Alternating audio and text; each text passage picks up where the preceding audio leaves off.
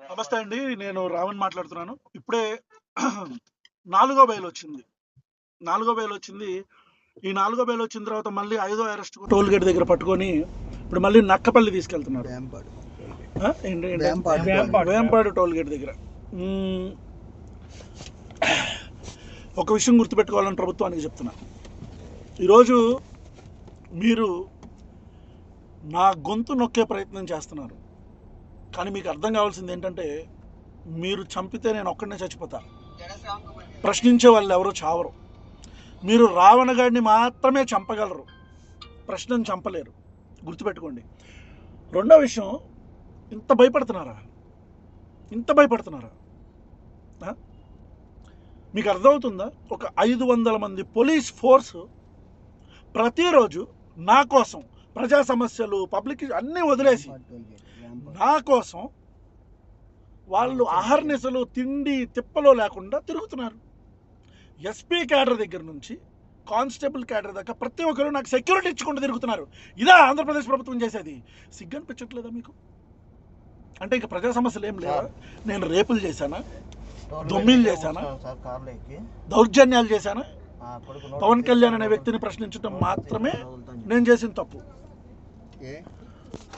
ఈ రోజుకి 4 రోజుల నుంచి నేను భోజనం చేయట్లా, నీళ్లు కూడా ఈ రోజుకి 4 రోజుల నుంచి నేను అన్నం తినట్లా, మంచినీళ్ళు కూడా తాగట్లా. ఈ రాష్ట్ర ప్రభుత్వానికి చెప్తున్నా, మీరు చంపేస్తే పోలీస్ స్టేషన్లో చంపేయండి నన్ను. మళ్ళీ చెప్తున్నా, మీరు నన్ను చంపేస్తే పోలీస్ స్టేషన్లోనే నా పేక పిసికో, గాదే సాయికృష్ణ హత్య జరిగింది కదా అట్లానో ఎట్లా నన్ను చంపేయండి.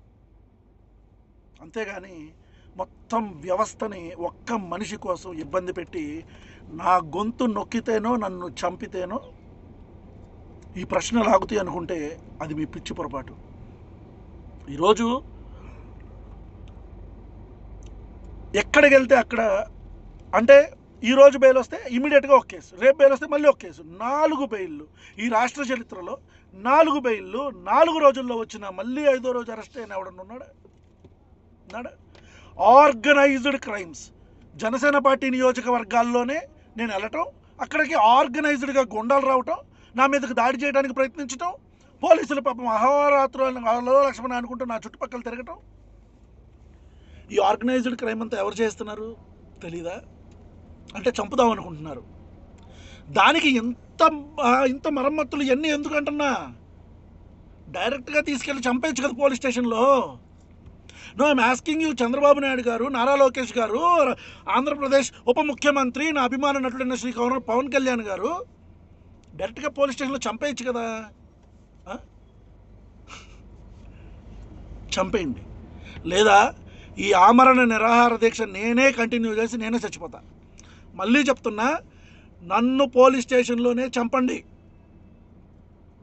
లేదా నా అంతటా నేనే ఆమరణ నిరాహార దీక్ష చేసి చచ్చిపోతా. గుర్తుపెట్టుకోండి, as a law abiding citizen I have all the rights to protest. నేను నిరాహార దీక్ష చేసే హక్కు నాకుంది. ఈరోజు నాన్ బెయిలబుల్ సెక్షన్ అన్నింటిలో కూడా నన్ను జైల్లో పెట్టి ఏం సాధిద్దాం అనుకుంటున్నారు మీరు? బెయిలబుల్ సెక్షన్స్ అన్నీ. సుగాలి ప్రీతి పాపను చంపితే